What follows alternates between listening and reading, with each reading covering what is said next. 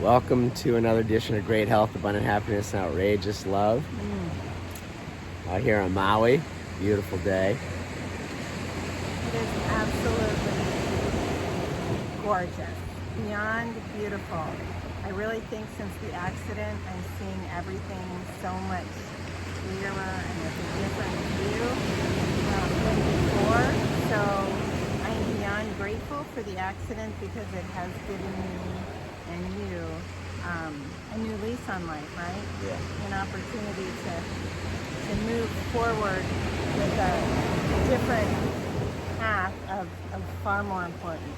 Well, it makes you think about things differently, and we certainly are thinking about a lot of things differently, and thinking about it's like a shift, a major shift, almost to the next life. Yes, I feel exactly the same way. And today I want to talk about something really heartfelt for Jeffrey and I, and I'm just going to assume that you know somebody else who has been in the same situation and had the same experience, whether it is your mother, yourself, your sister, your cousin, a friend. Anyway, I want to talk about miscarriages because since the accident, I am having all of these wild epiphanies, things that are flooding into my mind that I have not thought about in a long time.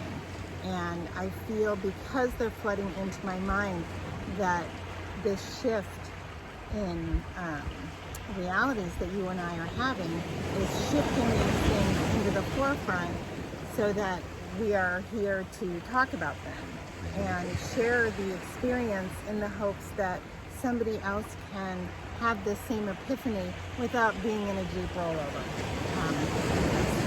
Although I'm very grateful for what it's brought to me, I do not plan to go through that. We don't recommend it. Don't recommend it. But anyway, Jeffrey and I, together as a couple, have had 4 miscarriages. One was a set of twins, so 5 souls, if you will, that we became attached to. And we always miscarried after the 3-month mark when we've done the amnio and we've seen the heartbeats, and we told everyone and celebrated the fact that our family is going to grow, and then something has happened, and that baby is just not born into this world. And the doctors always say, well, the baby wasn't compatible with Earth. And this didn't make any sense to us at the time. Our hearts were so heavy. We had already planned so far into the future. Basically you've already seen this kid go to college and it's not even born yet, that we couldn't be in the moment of it. And so the fact that it has flooded back to me is all the more reason I want to share it with everyone else and share this epiphany that I had about it.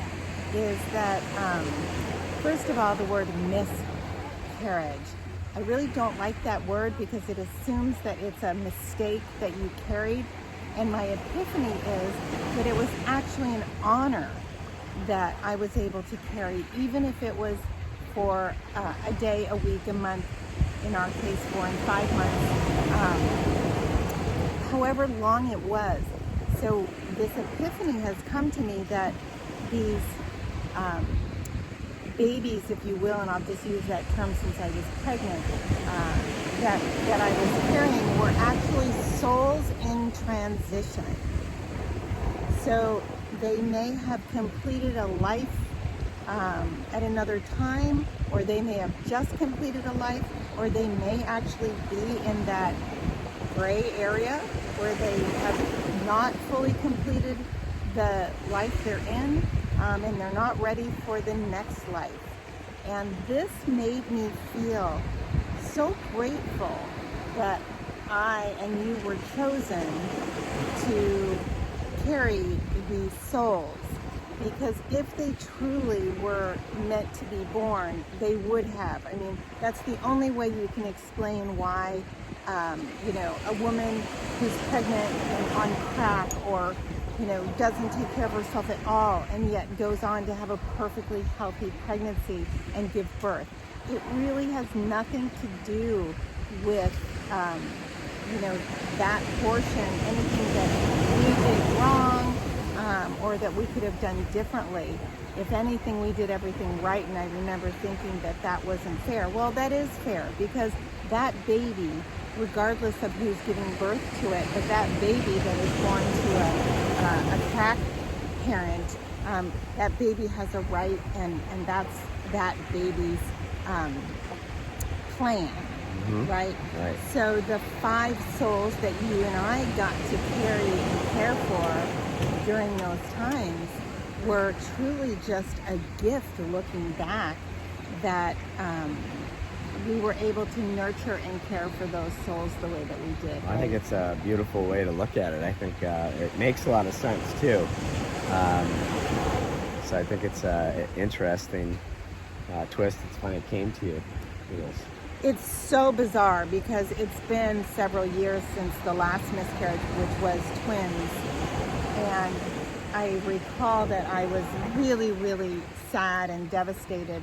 And I went with another friend they had lost their soul in the 8th month. And together we went to a group, to the support group. And we went one time, and it just was so sad we could never go back.